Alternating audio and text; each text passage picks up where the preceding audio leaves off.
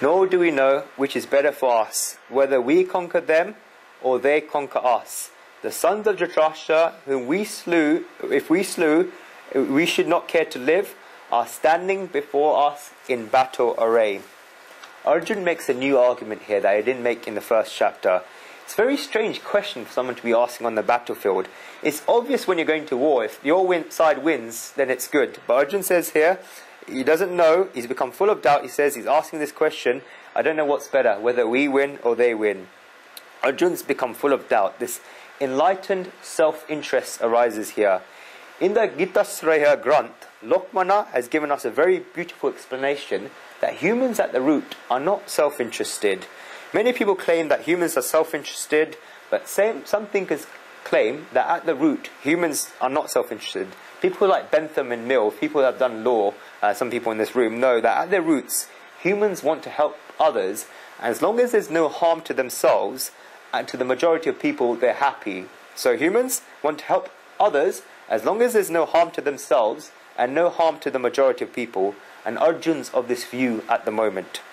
In fact, Arjun's at a slightly higher level, where he says, it doesn't matter, as long as he suffers, as long as other people help. He's happy to suffer, as long as other people help.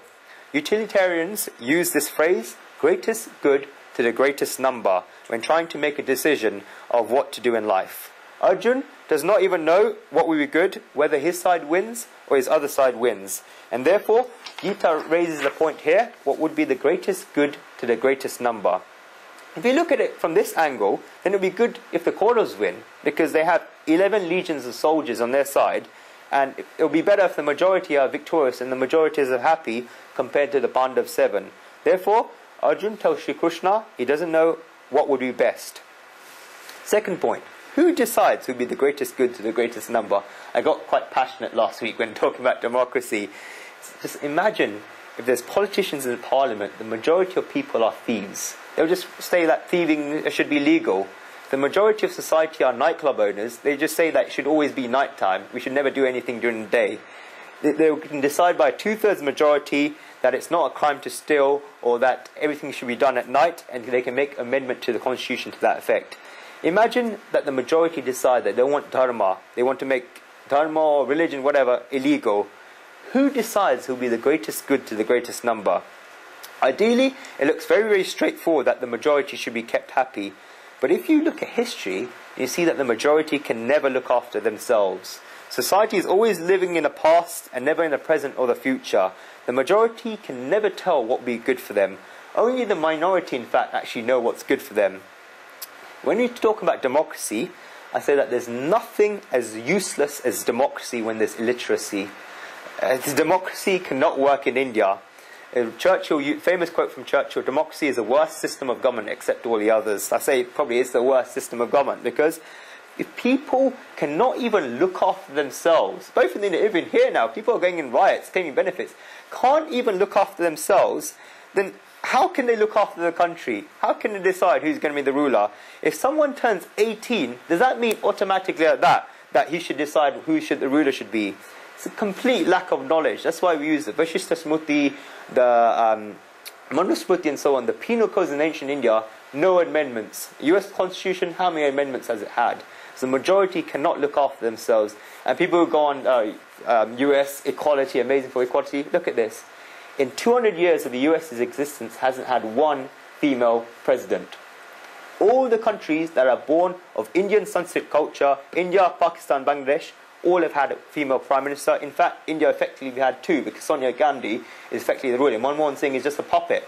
And even in Indonesia, Megawati, Indian, the entire Sanskrit, wherever Sanskrit culture has gone, that complete attitude towards women is different. And hence when you say democracy increases equality, it's rubbish. It hasn't. Look at the effects of the US. In fact, US kept slaves. India never kept slaves. It's never in entire Indian history. So, democracy. And the poet, a complete lack of knowledge. The poet Vipin Parekh has written a very beautiful poem in only 5 lines. He said, they killed Socrates by poisoning him. They killed Jesus Christ by crucifying him. They killed Gandhi by shooting him. But I know that they won't do anything for me, because I don't want to go out and speak the truth. This is what I think. They killed Socrates by poisoning him. They killed Jesus Christ by crucifying him. They killed Gandhi by shooting him, but I know for sure they won't do anything for me. I don't want to go out and hold myself as speaking the truth. Who decides who's the greatest good for the greatest number? Was Socrates wrong? No. But an accusation fell on him that he was corrupting the youth of Athens and leading them on the wrong way.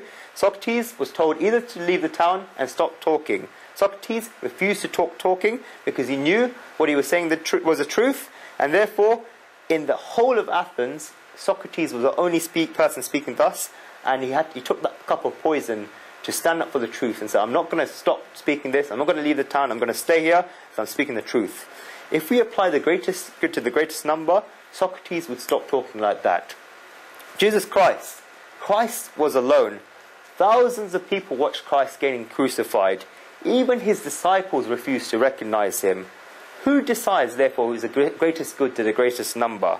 Hence, Arjun's question is very, very thoughtful. Otherwise, he'll simply state that it will be good if my side wins. Arjun tells Shri Krishna that he doesn't know what will be good for society, if they win or we win. Arjun is not looking at his self-interest here, but looking for the good in others. So he's ready to lose this battle if it will benefit society. So this is the view from which Arjun is asking this question.